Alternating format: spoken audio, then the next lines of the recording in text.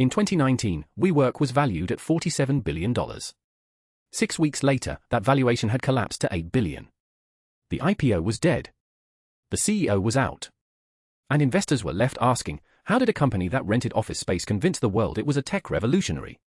This is the story of Adam Neumann, the charismatic founder who built a real estate company, called it a tech startup, and nearly pulled off the biggest con in Silicon Valley history. Adam Neumann was a 6'5" Israeli immigrant with wild curly hair and even wilder ambitions.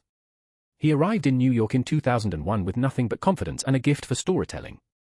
His first business was baby clothes with knee pads. It failed.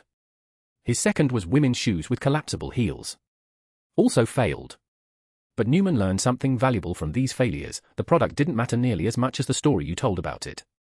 In 2010, he and co-founder Miguel McKelvey launched WeWork. The concept was simple: lease office buildings, divide them into shared workspaces, rent desks to freelancers and startups. It was a real estate arbitrage business. Buy low, rent high. But Neumann didn't pitch it that way. He pitched WeWork as a movement. A community. A revolution in how humans work and live. He talked about elevating the world's consciousness.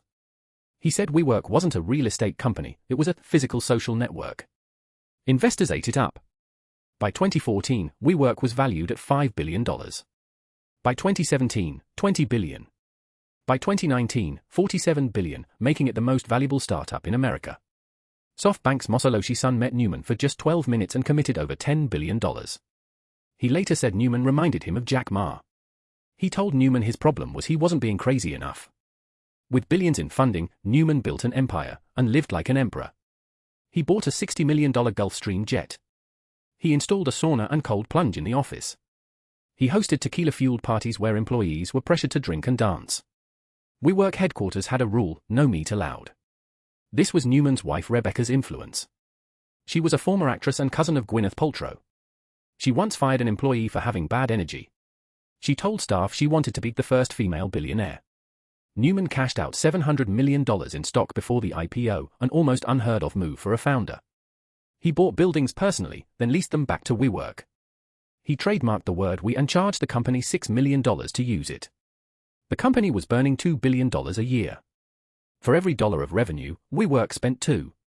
But in Neumann's vision, this was irrelevant. Growth was everything. Profitability was for small thinkers. WeWork acquired a wave pool company. A coding bootcamp. A private elementary school called WeGrow, where tuition was $42,000 a year. None of it made sense. All of it was funded.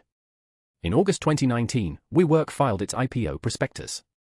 For the first time, the public could see the company's actual financials. The numbers were catastrophic. WeWork had lost $1.9 billion in 2018 alone. It had lease obligations of $47 billion, roughly equal to its entire valuation. The prospectus mentioned community 150 times but couldn't explain how the company would ever make money. Even worse was the governance.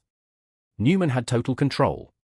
If he died, his wife would help choose his successor.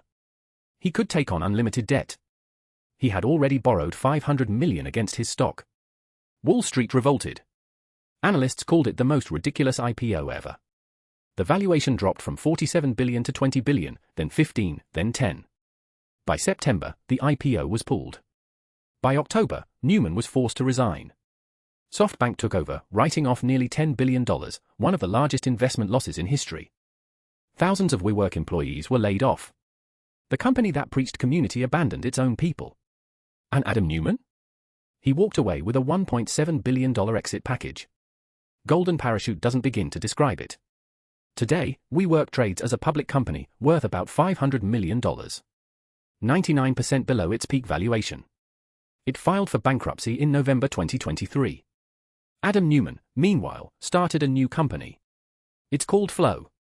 It's an apartment rental startup. Andreessen Horowitz gave him $350 million. WeWork wasn't a tech company. It was a real estate company with a tech company's story. And for a while, that story was worth $47 billion. The lesson isn't that storytelling is bad. It's that eventually, the story has to match reality. You can raise billions on vision. But you can't build billions on vision alone. Some empires fall because of fraud. Some fall because of hubris. WeWork fell because one man convinced the world that leasing desks was the same as changing it. And the world believed him until it didn't.